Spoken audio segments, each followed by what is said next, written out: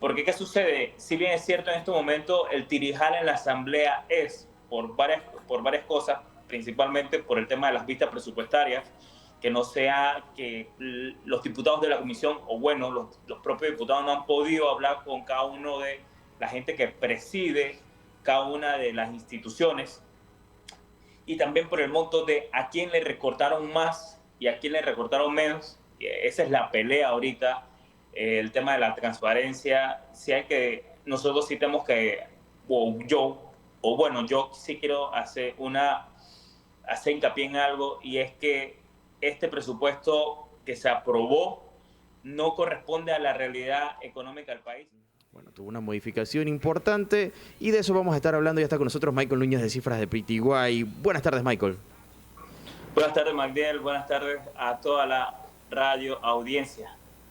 Bueno, un tema que habíamos dejado en pausa y la última vez que conversamos había optimismo, había unos números que reflejaban cierta complacencia por parte de los mercados internacionales, y tratemos de hablarlo sencillo pero tajante, como se tiene que decir, para que podamos entender qué está sucediendo, porque al final parece que mandaron eso para atrás, llegó a la asamblea y todavía hay pleito.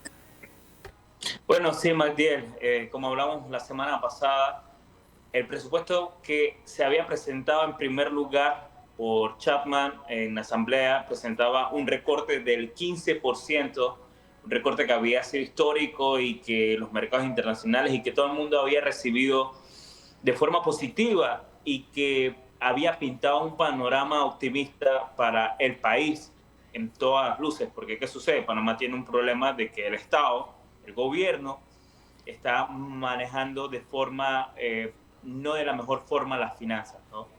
Todo eso se viene atrás cuando la Asamblea Nacional, junto con representantes y alcaldes de todo el país, estamos hablando de que más de 500 fueron allá, incluyendo la gente de la alcaldía de San Miguelito y de toda la área metropolitana y también del interior, en donde se opusieron en bloque al presupuesto, y se volvió un monto parecido al que teníamos el año pasado, de 30.000 millones. O sea que nada ha cambiado sustancialmente, ¿no?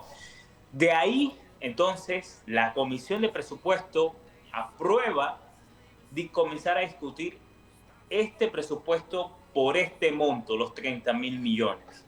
¿Y por qué hago hincapié en esto, no?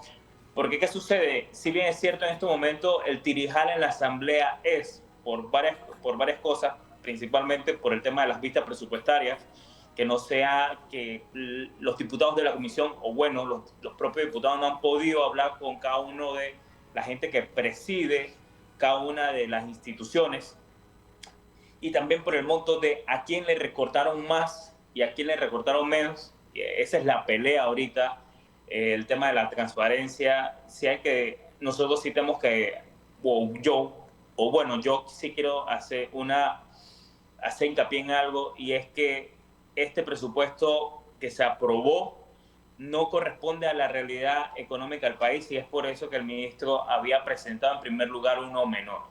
Okay. Entonces, ¿qué Okay. sucede a raíz de este aumento del 12 y pico por ciento del presupuesto? Básicamente, los bancos de inversión internacionales y también los analistas de inversiones internacionales dijeron: ¿ustedes saben qué? Vendamos deuda de Panamá. Panamá tiene mucho riesgo. En Panamá no saben lo que están haciendo. La Asamblea Nacional no está consciente, las autoridades locales no están conscientes. Hay una desconexión de la clase política con la cantidad de dinero que realmente tiene el país, con el presupuesto que se debe financiar, y las cosas no pintan bien para el futuro mediano, próximo, incluso te puedo decir que corto plazo. Así que deshagámonos de esa deuda panameña, deshagámonos de todo lo que tenga que ver con Panamá, y eso llevó a que los bonos panameños y la deuda panameña en general cayeran en los mercados internacionales. Entonces, estamos viendo una asamblea que, si bien en estos momentos está a todas luces y a todas formas totalmente desconectada de la realidad panameña, al mismo tiempo que fraccionada, porque vemos que entonces no se ponen de acuerdo con lo que tienen entre manos, y de no ponerse de acuerdo, evidentemente todos sabemos lo que va a suceder. Se va a aplicar el mismo presupuesto del 2024, o sea, del año vigente, representando así cero cambios, cero voluntad política y la cantidad de mensajes que se han enviado con toda esta situación, tanto a nivel financiero, económico, como de estabilidad política parlamentaria, ha sido letal. A ver, Michael, lo que estás diciendo raya con el discurso que vemos en redes sociales o lo que escuchamos regularmente en los programas de opinión, que dicen sí, que los diputados o que los políticos están haciendo lo mismo de siempre. Vamos a empezar, vamos a partir por el principio. Primero, ¿qué es un presupuesto? Porque yo creo que todavía no está muy claro lo que es un presupuesto, porque pareciera como que el presupuesto es la plata que nos vamos a gastar, sí, pero ¿y la plata de dónde la sacamos? Sí, exacto. Un presupuesto es como en estos días escuché a un diputado no tan honorable decir que es lo que se presupone que se debe gastar y se debe tener, ¿no? La cuestión está en que, ok, tú haces esa proyección, eso es lo que tú deseas, eso es lo que tú esperas, pero no es lo que materialmente necesariamente va a hacer. ¿Y qué sucede? En estos momentos los ingresos de Panamá no dan para financiar ese presupuesto. ¿Por qué? Porque, y ahora no quiero, el que me esté escuchando, no quiero que piense, no, está haciendo propaganda de la mina. No, las cosas como son. Panamá no cuenta con el ingreso de la mina, es por eso que es por eso que el gobierno anterior había podido estirar los presupuestos o proyectar cada vez más. Y además de eso, Panamá hace algunos años contó con ingresos extraordinarios, o sea, ingresos de una sola vez que se deben a diversas ventas de tierra del canal, etcétera, etcétera.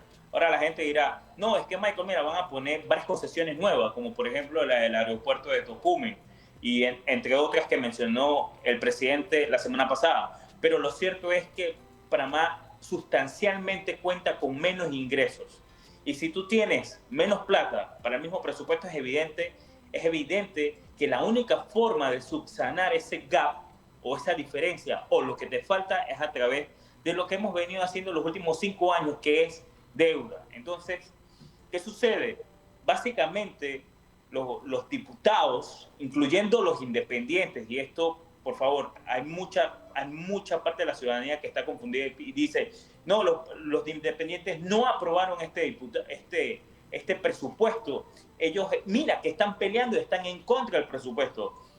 No, lo que sucede aquí es que ellos están en contra de, uno, cómo se ha manejado el tema de las partidas, a quién le quitan y a quién no, y dos, el tema de que no han podido hablar con cada una de las personas que preside cada una de las instituciones. Pero sí aprobaron de forma implícita el monto del presupuesto, que es lo que en estos momentos nos está causando, nos va a causar efectivamente una cantidad de problemas en el corto plazo, no solamente al gobierno, sino que a toda la economía panameña. Ahora, aquí hay un tema bien importante y ojo, o sea, yo no conozco al ministro de Economía y Finanzas, pero yo lo escuchaba la semana pasada, Michael, y la verdad me pareció que lo que él estaba diciendo, por lo menos a mí me hacía sentido. En el caso de, vamos, no tenemos plata, porque creo que está claro, tú lo acabas de mencionar. Lo primero que tenemos que preguntarnos es de dónde Panamá está generando sus ingresos, de dónde estamos generando los ingresos y si eso realmente responde a la realidad que estamos viendo, porque si no, entonces aquí como que hay una pelea en las opiniones, porque al principio sabíamos y entendíamos que el Estado lo estaba recibiendo el nuevo gobierno con poco dinero en las arcas. Entonces, lo lógico es pensar, vamos a ajustarnos. No, entonces ahora volvemos con un presupuesto inflado y ahora la respuesta es que vamos a ver cómo hacemos para que repartamos las cuestiones que no tenemos y después veremos cómo hacemos. Creo que aquí hay un tema de responsabilidad que no se está tampoco tocando, o es mi percepción. Sí, la verdad es que, como te mencionaba, la responsabilidad en estos momentos, yo diría que este fuera uniforme, tanto del Ejecutivo, porque también hay que hacer mención de que no se presentó el presupuesto a tiempo y no se cumplieron con los tiempos estipulados. Ahora, aunque yo estoy casi, no estoy casi, estoy 100% seguro, aunque el ministro hubiera presentado el presupuesto hace un mes, hace mes y medio, hace 2 meses, el monto que se hubiera solicitado es el mismo que fue aprobado actualmente. Y es ese monto de 30.000 millones el que está dando problemas o el que nos va a dar problemas. Para muestra un botón, los bonos de Panamá cayeron un 12% el lunes. Esa propuesta, ese presupuesto por 30.000 millones, ese monto se aprobó el día viernes. Apenas abrieron los mercados, ¿sabes qué hicieron los inversionistas internacionales? Vende eso, quémalo antes de que siga bajando de precio porque las expectativas de lo que está pasando con el país no son positivas. Entonces, ¿qué sucede? Ahora lo voy a trasladar a todos los panameños que me están escuchando. Tú dijiste algo que es clave, Magdiel, ¿cómo se financia mayoritariamente cualquier gobierno? Y es a través de impuestos. ¿Qué sucede? Va a llegar un momento en donde Panamá va a naturalmente ser más riesgoso, le van a exigir mayores tasas, el, el, el costo del financiamiento se va a encarecer, va a aumentar y Panamá va a tener que comenzar a buscar nuevos ingresos. Y si no hay mina, no hay ingresos extraordinarios one time como hace 5 años, y además de eso tiene un problema que necesita una cantidad de dinero enorme, como es el de la Caja del Seguro Social, que tiene un déficit de 71.000 millones, ¿sabes qué vas a tener que hacer como gobierno? Vas a tener que hacer una reforma tributaria. Y una reforma tributaria es la forma técnica para decir aumento de impuestos. Aumento de impuestos que está sobre la mesa por entidades internacionales tan serias como el Fondo Monetario Internacional. Entonces, creo que los panameños en estos momentos y sobre todo la clase política no está dimensionando el nivel de las repercusiones que puede tener el pan para hoy y hambre para mañana. Porque literalmente eso es lo que están haciendo todos aquellos que están ahorita mismo en la clase política, están simplemente queriendo llevar sus proyectos individuales a cabo y no pensando en el día de mañana. Yo quiero saber cómo van a financiar los presupuestos que van a pedir en un año o en 2 años. A ver, la Constitución habla de que los tres órganos deben ser independientes, pero deben trabajar de forma armoniosa. Y aquí hay todo menos armonía, porque no nos ponemos de acuerdo. Creo que tenemos que estar claros en cuanto a lo que tenemos como país en ingresos. Tú acabaste de mencionar la reforma tributaria y yo escuchaba algunas propuestas de por qué no le ponemos impuesto tal y tal y tal, pero ok, seamos francos. Nadie quiere que le suban impuestos, nadie quiere una tasa impositiva mayor. Y aquí la discusión se posterga, se buscan otras alternativas, pero parece que están dejando al país sin una otra salida que, venga, ya pasó cuando subieron el impuesto del 5 al 7, que todavía sigue siendo de los más bajos del mundo, de la región, pero eso deja a Panamá frente a otros países con un techo, digamos, bastante holgado con respecto a esa tasa impositiva. Panamá, nos gusta o no, sigue siendo un país con impuestos bajos y tú sabes cuál es el calificativo que recibe un país con esas características. Pero, sí, casualmente ahora que lo mencionas, Panamá fue incluido ayer por el tema de Holanda como país con baja presión tributaria, ¿no? sí, claro, y esa es una de las cuestiones, porque todavía hay un tema ahí del impuesto mínimo global. Pero, a ver, volvamos al tema, Michael, y lo que realmente preocupa. Y tú hablabas un poco de bonos y ojalá nos expliques por qué es importante mirar lo de los bonos, porque sí, miramos como que los bonos de Panamá cayeron y sabemos que es malo, pero no sabemos por qué. Entonces, ¿y qué tan malo es? Porque eso de alguna manera eleva el precio de la deuda, lo cual al mismo tiempo nos deja sin menos recursos porque tenemos que destinar más plata al presupuesto a pagar más deuda. Sí, claro. El tema de los bonos es importante por el siguiente. Básicamente, ¿por qué se vendieron? Primero, Panamá se ha estado financiando con una estrategia de deuda a lo largo de todos estos años. Todos los países del mundo lo hacen. Cuando vemos que Panamá buscó tanta XYZ más deuda, en los últimos 5 años fue principalmente a través de la emisión de bonos. Un bono es una obligación de pago que tiene el Estado panameño a futuro con la persona o el inversionista que se lo compre. Si Los bonos de Panamá hoy se están vendiendo. ¿Por qué? Porque el inversionista no está seguro de que Panamá les pueda repagar. Eso significa que la próxima vez, no es ahorita, la próxima vez, que quizás puede ser en algunos pocos meses, que Panamá salga a los mercados internacionales, va a tener que aumentar la tasa de interés para poder que se la compren porque necesita ser más atractiva. Y ahora, quiero decirle algo que quizás no ha sido claro.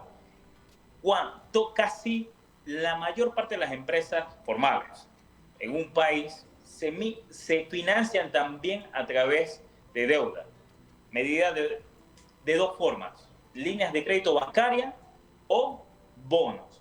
¿Y eso qué significa? Que ahora un inversionista, para poder invertir en una empresa panameña, va a exigirle a esa empresa panameña una mayor prima, o sea, unas mayores tasas. O sea, que el costo de financiamiento y de funcionamiento de las empresas panameñas también se encarece. Y si una empresa le aumentan los costos, adivinen qué hace la empresa. La empresa comienza a recortar costos por otro lado. Y eso por lo general también se traduce en menor disponibilidad de empleamiento, menor empleo. Y ahí entonces comienza una cadena de desaceleración económica. Esa es la importancia de que al final el rating crediticio que tiene Panamá o el Estado panameño o la situación de la deuda panameña es utilizado como un comparativo que los inversionistas usan para poder entonces invertir en las empresas panameñas. Y si el Estado está haciendo las cosas mal, adivina, justos pagan por pecadores. Todas las empresas panameñas se le ponen en la lista negra. Y si se les quiere prestar, bueno, vas a tener que pagar más. Y entonces eso es un golpe para la empresa panameña. Y si es un golpe para la empresa panameña, es un golpe para los ciudadanos. Eso por un lado. Y por el otro lado es que por lo general también las instituciones financieras, dígase financieras y bancos, y también a veces, dependiendo del tipo de, cualquier tipo de institución financiera, leasing, arrendamiento y otras cosas, le traspasan ese aumento de costo de la deuda que ellos tienen a el consumidor final. O sea, que te terminan aumentando también la deuda a ti. Es por eso, hay dos cosas que han estado presionando las tasas aquí en Panamá en los últimos 4 años. Una es la situación internacional y dos, la otra es la situación del propio país. ¿Eso qué significa? Que las tasas de los préstamos de los panameños tampoco van a bajar, sino que todo lo contrario, van a tender a subir. Estas son las implicaciones de todo lo que está haciendo la Asamblea y también el Ejecutivo con el tema de los tiempos. Es un tema que parece contraintuitivo, el pensar que, ok, vamos, ¿por qué no subimos el presupuesto y le repartimos a cada uno como nos está pidiendo lo que nos dice? Porque, vamos, las juntas comunales necesitan la plata, las instituciones necesitan dinero para funcionamiento y mágicamente pues la plata sale de algún lado, pero pues no es así. Ahora, Michael, y aquí es donde viene la parte contraintuitiva que tú estabas mencionando, porque pareciera que un presupuesto austero con algunos recortes que nadie quiere dar su brazo a torcer, al final puede parecer beneficioso. Pero está la otra parte, la parte que también es legítima, se entiende, que es la de ese funcionario, esa entidad que dice necesito los fondos para poder ejecutar mis proyectos. A ver, ¿qué puede pasar si no llegan esos fondos? Porque al final, seamos francos también, y creo que, Michael, tú has hablado de esto en alguna ocasión, el presupuesto no siempre se ejecuta al 100%. Sí, claro, eso depende mucho de la institución. Es más, para los que no conocen cómo funciona ese tema en el Estado, básicamente la mayor parte del presupuesto tiene que ejecutarse durante el primer semestre del año. Ahora, ¿qué sucede? Eso dependería mucho de quién preside qué institución, porque hay otros que sí dejan un 20, un 10% en caja y se lo acumulan para el año siguiente o se le traslada ese excedente a otra institución que sí lo necesita. Pero ¿qué sucede si casi todas las instituciones ejercen su derecho y lo ejecutan al 90 o 100%. Claro que entonces el Estado, por obligación, va a tener que correr a emitir más deuda. Entonces, me parece que la mejor vía era reduciendo el tope per se y bueno, ya después, si había alguien que te ejecutaba ese 100% del presupuesto, igual tu tope ya estaba por debajo de lo que el mercado requería y que había reaccionado bien. Pero la verdad es que, como te lo mencioné antes, alcaldes, representantes y diputados de todas las bancadas, incluyendo los independientes, dijeron no, eso no es así, necesitamos el presupuesto, necesitamos ejecutar cosas y la que no sé si realmente el país va a tener para eso, pero bueno, en todo caso, sí va a tener, pero a través de deuda, lo que va a poner color de hormiga entonces el año 2026. Eh, Hay un tema, no sé si lo podemos traer sobre la mesa, y es también la respuesta natural, porque yo veía algunos comentarios cuando salía el tema este de presupuesto y decían, estamos listos para ir a las calles. A ver, creo que también como sociedad, Michael, hay que sentarse un momento y analizar, ¿no? No solamente ver a la escena donde alguien está gritando y está diciendo que se están robando la plata. Claro que eso cualquiera se indigna y dice, vamos a pelear y vamos a protestar. Pero eso también puede ser contraproducente porque terminamos siendo parte de la enfermedad y no de la cura. Sí, exacto. Yo creo que todo lo que ha pasado con este presupuesto es que ha habido mucha confusión de qué es lo que, uno, de primero, qué es lo que realmente necesita el país. El país necesita inevitablemente para seguir mejorando una contención del gasto y ya había traído resultados positivos. Pero, ¿qué sucede? La ciudadanía en estos momentos está indignada por a quién le dan más y a quién le quitan, le dan menos. Y realmente lo comprendo y también la falta de transparencia.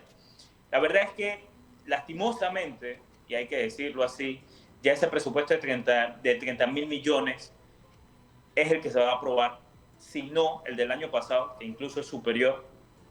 Pero lo cierto es que como ciudadanía tenemos que estar más conscientes de que, hey, las cosas se hicieron mal desde el momento cero, desde el momento uno se hicieron mal, no debió haber sido ese monto, tuvo que haber una reducción de al menos del 5, 6, 7%. Todos sabemos que aquí en Panamá el dinero, el Estado panameño no lo ha estado utilizando eficientemente.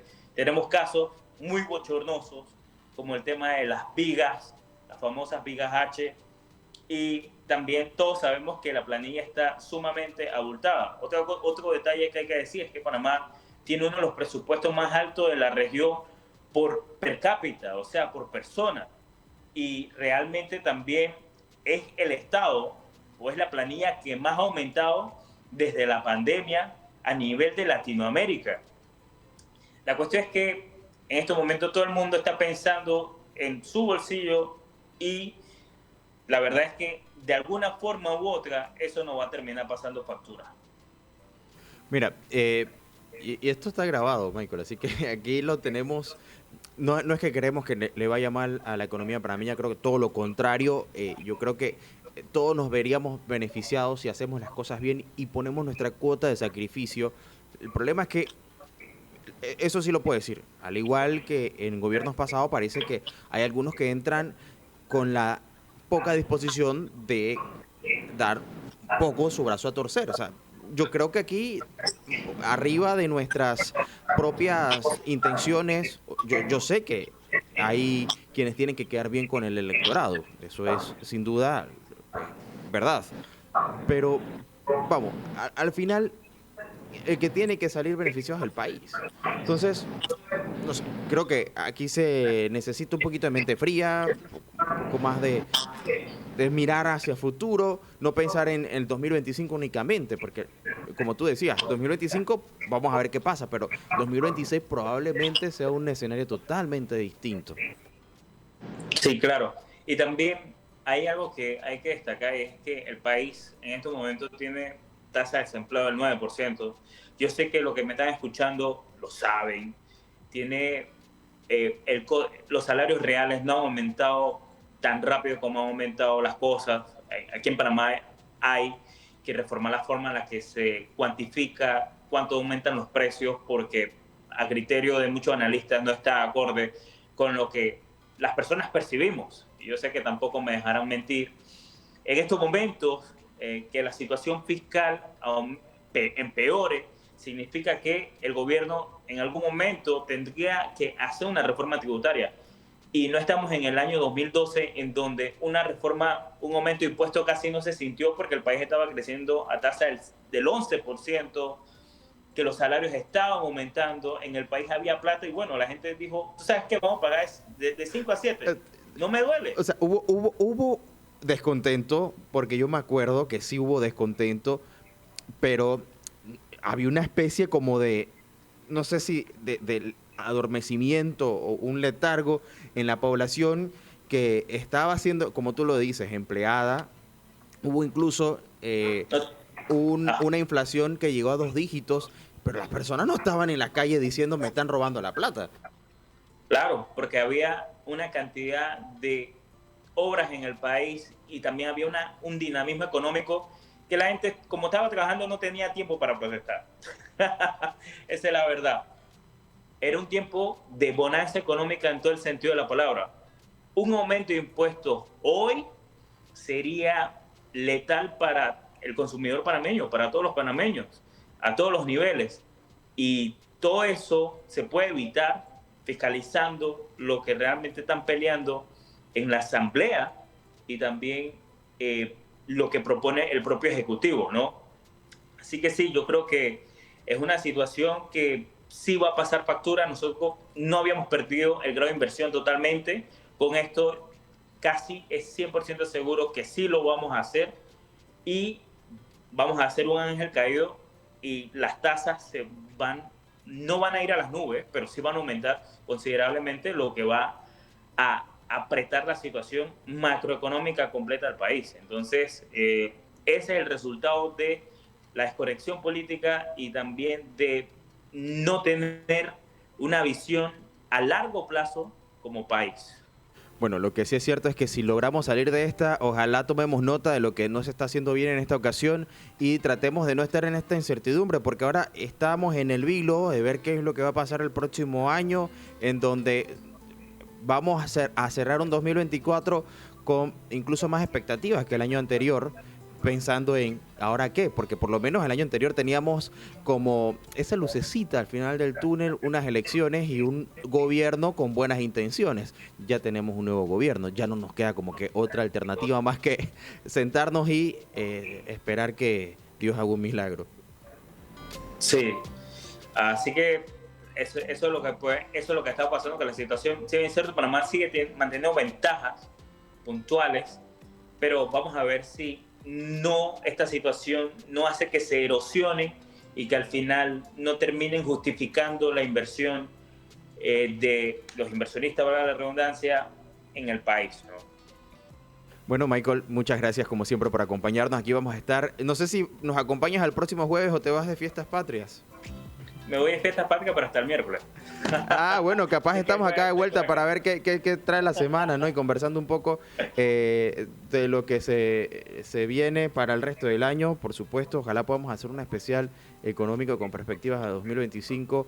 Y, oye, @cifraspty en Instagram, ¿no? Sí, y en casi todas las redes sociales. Así que claro, pueden darle follow.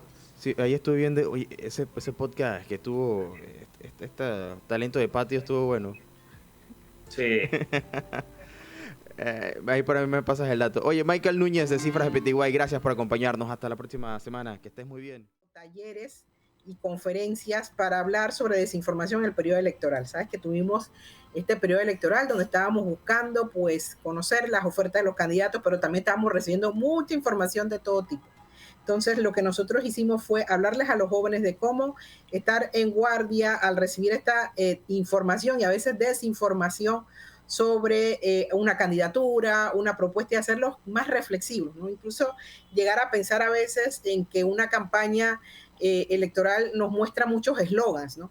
Pero también debemos cuestionar un poco de, bueno, me dices que vas a hacer esto por mí, pero ¿cómo lo vas a hacer? ¿Cuáles son tus herramientas? ¿Qué realmente sí se puede y qué no, ¿no? Porque a veces las campañas se reducen a eso, algo como que vamos a traer bienestar, mejoría, todo va para bien, pero bueno, ¿cómo lo vamos a hacer?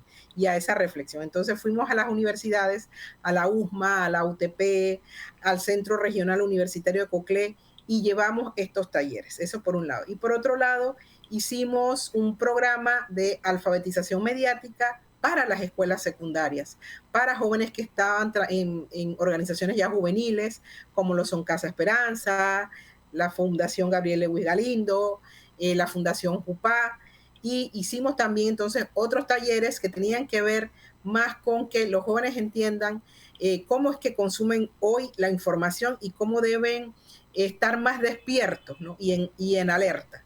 ¿Por qué? Porque muchas veces decimos, bueno, no, si ya los jóvenes son nativos digitales, ya saben cómo usar el celular, ya saben cómo usar la tableta, ¿qué le podemos nosotros enseñar a ellos? Bueno, vamos a ver que lo principal que tenemos que tener todos, grandes y chicos, es pensamiento crítico, discernir. O, esta persona me dice esto, pero bueno, esta persona, ¿por qué me dice esto?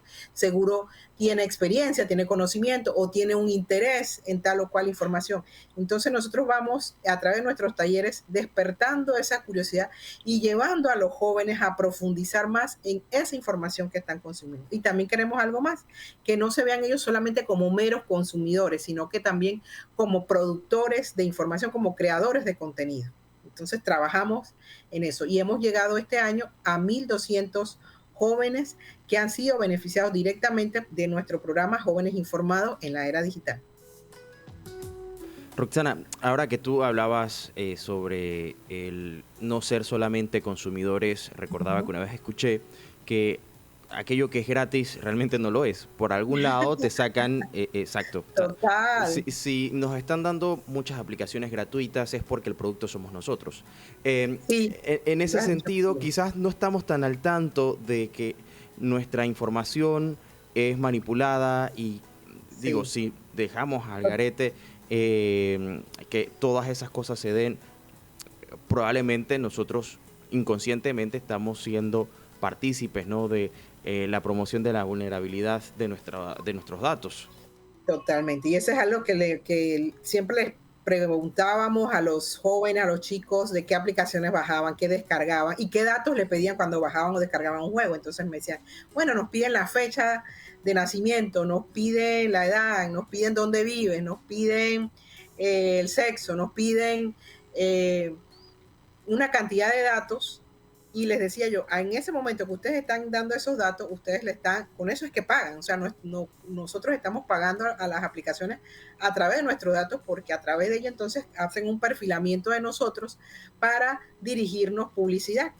Y no es que esto sea malo o sea bueno, sino que tenemos que estar en conocimiento de eso, ¿no? Porque a veces estamos dando información sin saber cómo se está utilizando. Y por eso también les invitamos a buscar los términos y condiciones para entender mejor qué uso se hacían de los datos.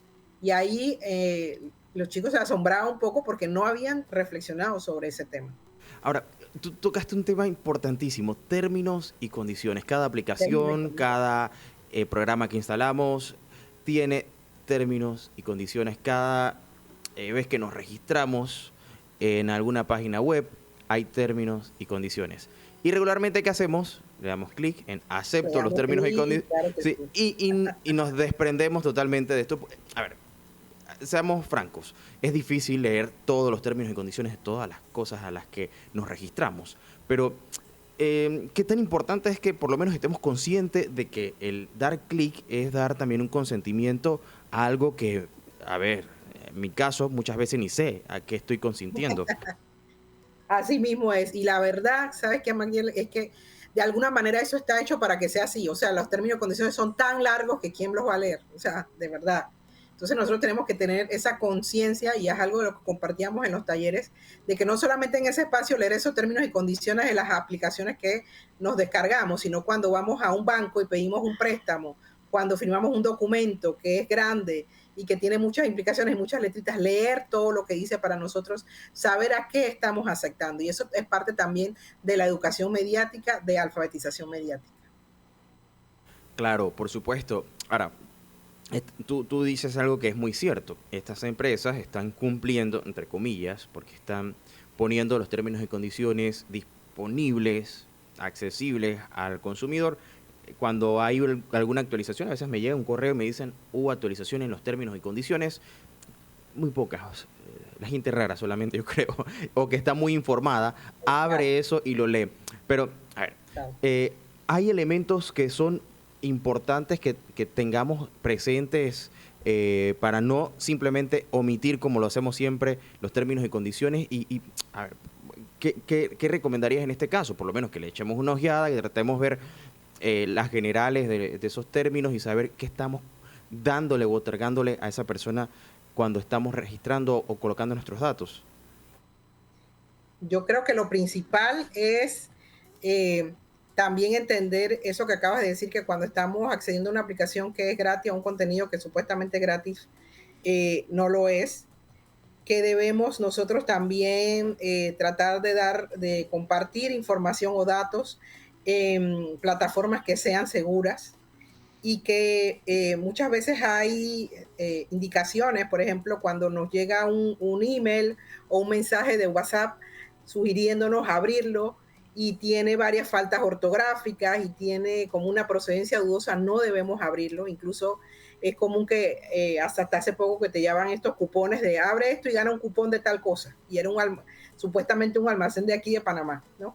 Todas esas cosas, lo que parece demasiado bueno para ser real, generalmente es demasiado bueno y no es real, es una estafa. Entonces, ir desarrollando esa habilidad de que no solamente evitemos abrir esos enlaces dudosos, sino también compartirlos. Seguro que a ti te llega a tu teléfono algún enlace con alguna promoción o algo, y como te lo comparte alguien que es de tu confianza, lo abres. Y entonces ahí es que puedes caer en una estafa de cualquier tipo, incluso en un secuestro de tu cuenta de WhatsApp, por ejemplo.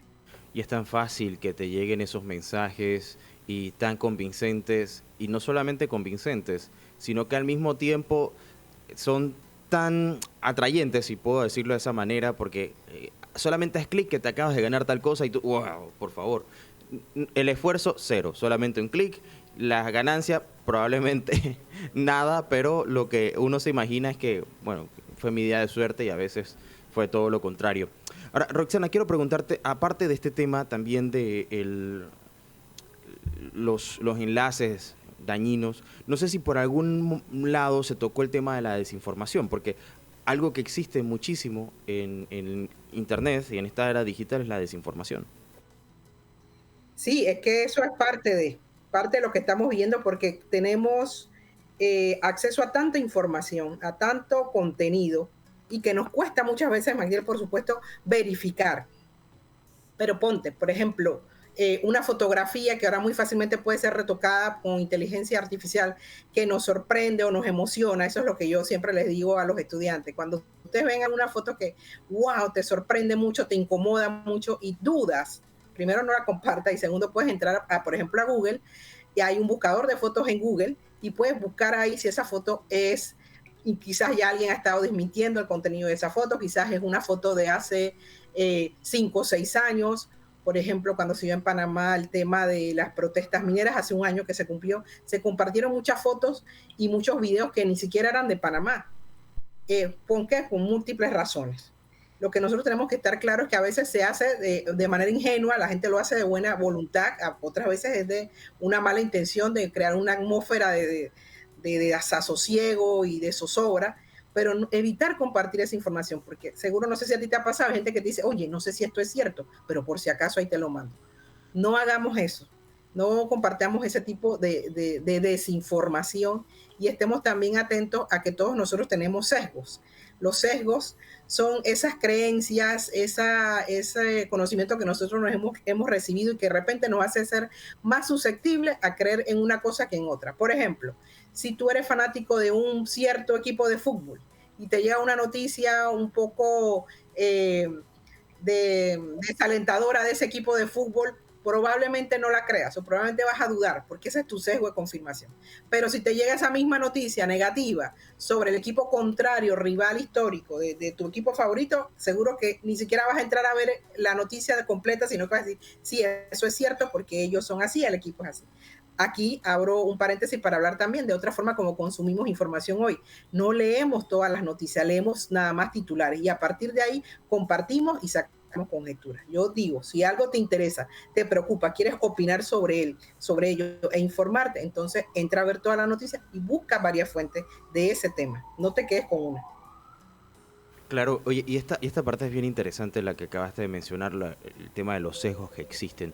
Ahora, yo Sí, te quiero preguntar porque, bueno, hoy se presentaron estos resultados y da la sensación de que los jóvenes, al haber nacido como nativos digitales, deberían ser menos susceptibles a los fake news, a los ataques que existen por parte de ciberdelincuentes.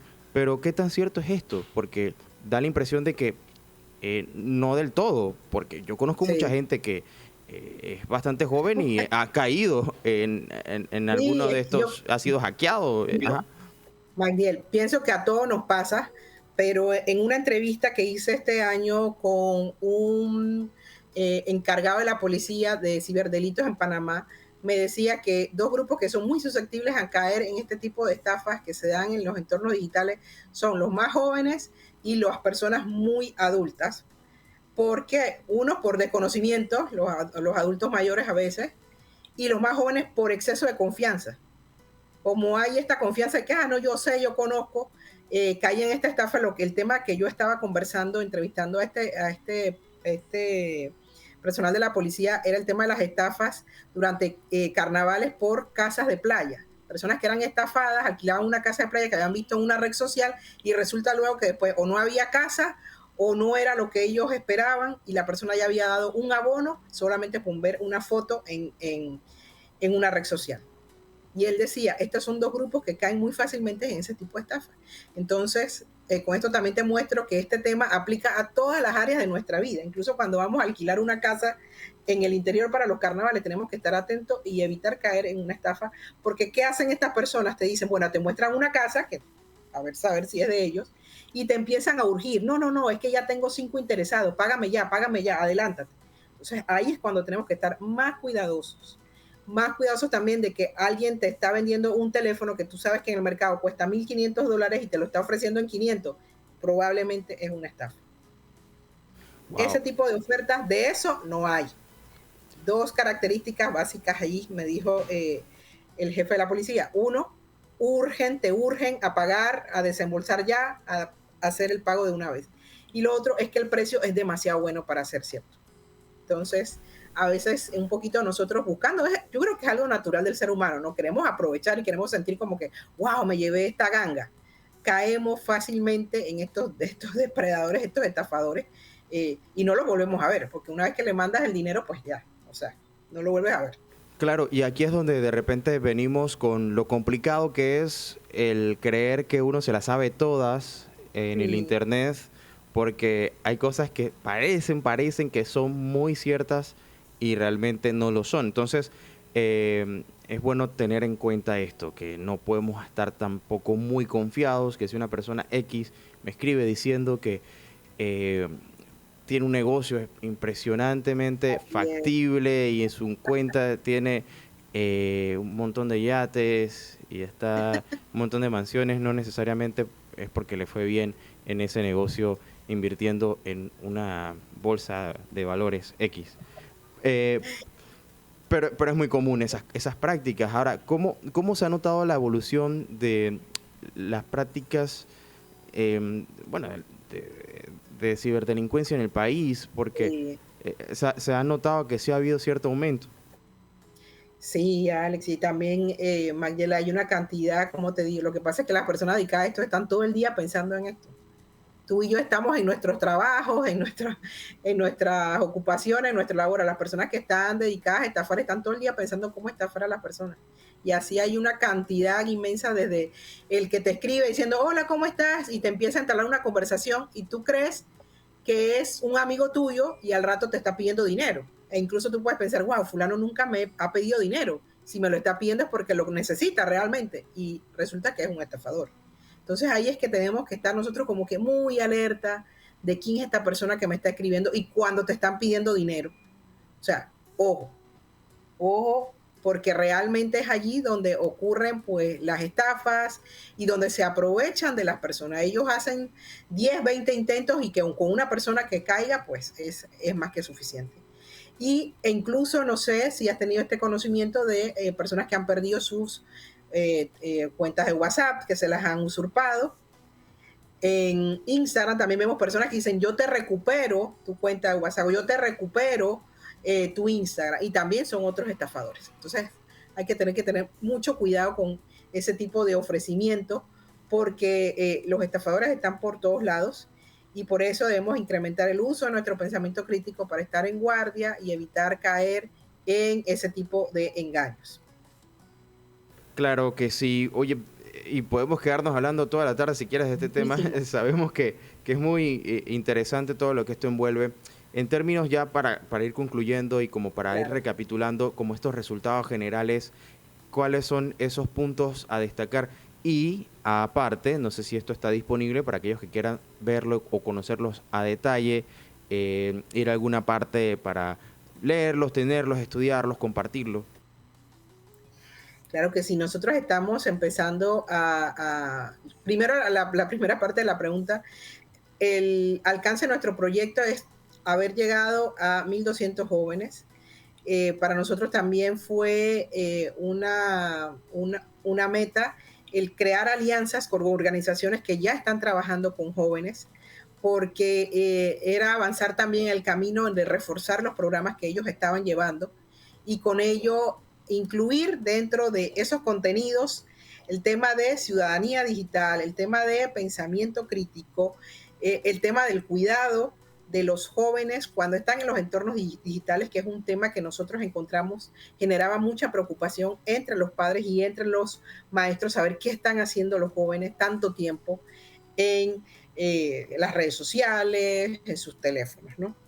Y para nosotros está siendo también muy importante poder detectar las necesidades de cada uno de los centros educativos, porque en cada uno hay temas distintos sobre el uso del mundo digital. Para algunos había más preocupación sobre el tema del ciberacoso, el acoso cibernético, para otros el compartir fotos íntimas, que es algo que es un tema que nos daría para hablar bastante, porque es una realidad, lo que estamos en un mundo donde no existe una educación sexual integral. Entonces las personas, al ver una fotografía de esta, en vez de decir, bueno, esta es una persona que está en su intimidad y no tengo nada que ver con eso, lo que hace es compartir esa fotografía y generar a la otra persona un daño que es irreversible. Hay muchas personas que dicen, bueno, lo que hay que hacer es no compartir, pero seamos honestos, estamos en un mundo donde nosotros, los jóvenes sobre todo, comparten muchas de su vida a través de diferentes formas, y eso es algo que no va a cambiar. Lo que tenemos que cambiar también es nuestra cultura hacia ciertos temas. Y a través de la cuenta de Instagram de IPANDETEC, pues estamos nosotros compartiendo más información. Tenemos y en el sitio web también de IPANDETEC información del proyecto de cómo pueden participar para el próximo año y algunos de los avances que hemos visto ya este año. Bueno, muchísimas gracias a Roxana Muñoz por acompañarnos y hablarnos un poco acerca de los resultados que ha presentado esta mañana IPANDETEC sobre este tema interesantísimo. Por supuesto que aprovechando la fecha para hacer esta alfabetización digital y mediática, por supuesto, digital, de los temas digitales. Y hay que hacer siempre que se pueda un recorderis, ¿no? Porque así como sale una aplicación nueva o una actualización, también se actualizan los ciberdelincuentes y las modalidades para poder sacarnos información o vulnerar nuestros datos en Internet. Así que será hasta una próxima ocasión. Gracias. Y feliz tarde. Gracias por acompañarnos. Gracias, feliz tarde.